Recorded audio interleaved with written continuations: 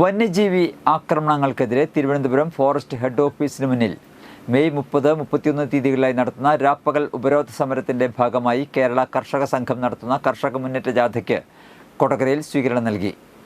മേൽപ്പാലം ജംഗ്ഷനിൽ നടത്തിയ സ്വീകരണ സമ്മേളനത്തിൽ ജാഥ captain EP Jayarajan, manager Wilson Panoli, നേതാക്കളായ TA Ramakrishnan, MR Ranjith, PK Sivaraman തുടങ്ങിയവർ സംസാരിച്ചു.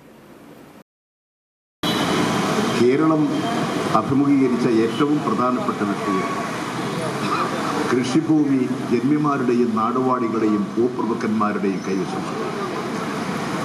ലക്ഷക്കണക്കിന് ഭൂരഹിതരായ കൃഷിക്കാർ, മണ്ണിൽ പണിയെടുക്കുന്ന കുറേ പാവങ്ങൾ, അടിമകളെപ്പോലെ പണിയെടുക്കുന്ന ജനങ്ങൾ, പിന്നോക്കജാതിക്കാർ, പട്ടികജാതിക്കാർ അനുഭവിക്കുന്ന ദുരിതങ്ങൾ, വയൽവരമ്പിൽ കിടന്ന് പെടഞ്ഞ് മരിച്ചുകൊണ്ടിരിക്കുന്ന മനുഷ്യർ, അതാണ് ഈ കേരളത്തിൻ്റെ ചിത്രം.